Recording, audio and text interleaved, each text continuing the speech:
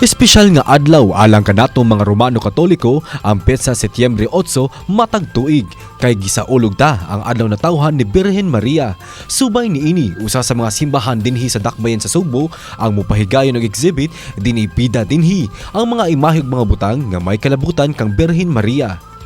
Kini ang pagpadayag sa paglaom.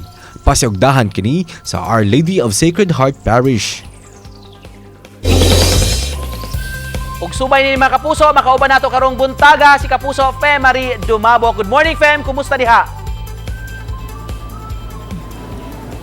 Good morning kanimo, Nico. Good morning sa tuang mga viewers diha, ato ang mga kanunay gyud nagsubaybay sa GMA Regional TV Live. Labi na karong adlaw nga espesyal kani, especially na alang sa mga Katoliko ang pagsaulog sa adlaw na tawhan sa mahal nga Birhen Maria. Diin sa matag simbahang Katoliko nagkadayang mga pagsaulog pamaagi sa ilang pagsaulog ilang gihimo sama na lang dinhi sa atong gituyo gyud nga Our Lady of Sacred Heart Parish dinhi sa may Capitol Parish sa barangay Kamputhaw, Dakbayan sa Subo. Diin gawa sa mga naandan nga santos nga misa aduna sab sila dinhi buksan karong taud-taud or unyang hapon nga exhibit sa mga imahe sa mahal nga Birhen Maria ug alang sa dugang paghatag nato og pagpasabot kalabot niini ilahang buksan nga exhibit. Ikauban nato karon ang coordinator sa Ministry of Social Communication nga si Ma'am Heidi Palapara.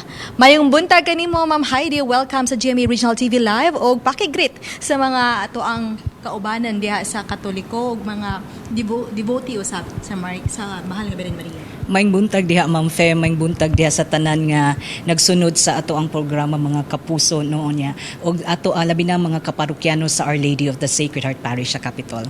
Yes, ma'am. So before ta mag-start ning about sa exhibit, ma'am, I know personally ikaw na adyo ka deboto sa mahal nga Birhen Maria. Can you share with us your personal devotion ngadto sa mahal nga Birhen? For me, very important kay nako ang devotion to our mother, no, the Blessed Virgin Mary. Dako kay siyang natabang sa akong kinabuhi sa ako ang pamilya. Mao nang naagyud ko'y pagsalig o paglaom diha kaniya niya. Karon kay iya hamang adlaw nga natawhan, of course ning simbag ko ganiha sayo onya naasag ko'y mga bagabuhaton na kong mga tulumanuno alang sa ako ang devotion to our Blessed Virgin.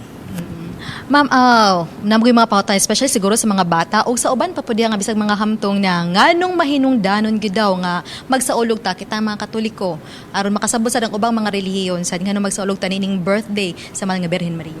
Very important yun na siya at ang the Blessed Virgin na, sa ato labi na sa Katoliko, sa mga Katoliko kay siya ang atong gitanaw nga Mother of God. That is already a dogma and all of the Catholics believe that niya.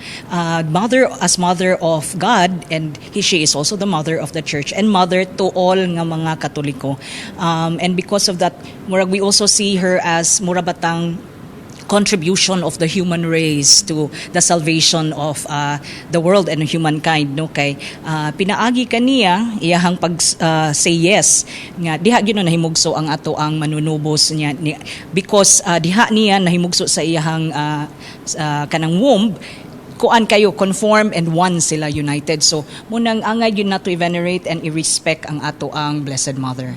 Ug muuda usay rason ana ma'am no nga ni atay daghang mga imahe ato na ning suruyon ma'am no inay na to maguna-una ta ma'am bisan pa magwala pa ni official nga gi-open maguna-una ta magsuri ni ining unsay di pa ni kritibuk-an initial pa lang ni kay daghan kayong mga imahe ug artworks ni sa mahal nga Birhen Maria mo na exhibit nato ma'am like kini ma'am unsa ni nga mga imahe. This is the Our Lady of Lourdes, no, usasad sa kadako kaayong kanang naay mga daghan kaayong gasunod nga followers in no, si Mama Mary.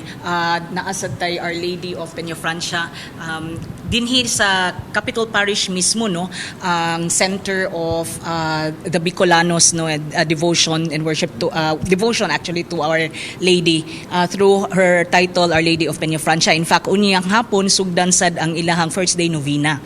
So munang mayon ta makaanhisad sila no sa Our Lady of the Sacred Heart. Ma'am, murag ubay-ubay gyud ni. Mga pila ni ka mga imahe ma, mga tuang gi-exhibit din and then giunsa nato ni pagpili nga kinis lang mga imahe kay murag sa kung na dunggan murag daghan man kay nisla nga murag representation ni Birhen Maria, murag hundreds masiguro ni sila ma'am no? O daghan kayo pero ang atong gihulman nga mga imahen 17 lang kabuok. We are very thankful sa Heritage of Faith Museum diha sa Kansuhong Talisay nga nagpahulam gyud sa ilahang mga nindot kaayo nga mga imahen. Unya ang pagpili ani is base sa kanang ato ang gihimo nga curatorial direction no nga we wanted to showcase and highlight nga si the Blessed Virgin is murag manifestation of hope. Nya it will all of the exhibit will show also the history of Marian devotion in Cebu. So pinili na sila unsa ning mga imahen nga dinhi gyud sa Cebu no nga na unique devotion. Unya mahumanta sa with Our Lady of the Sacred Heart nga gitawag og Hope of the Hopeless. Ma'am, gamay ra jud kay itong oras, ma'am, no? Pero alang unya sa mga devotee sa mahal nga Birhen Maria, pwede gud sila unya karong alas 3 og everyday na nga open and then siguro dinhi na ninyo mahibaw-an kung free ba ni or sa man, ma'am? This is free, of course.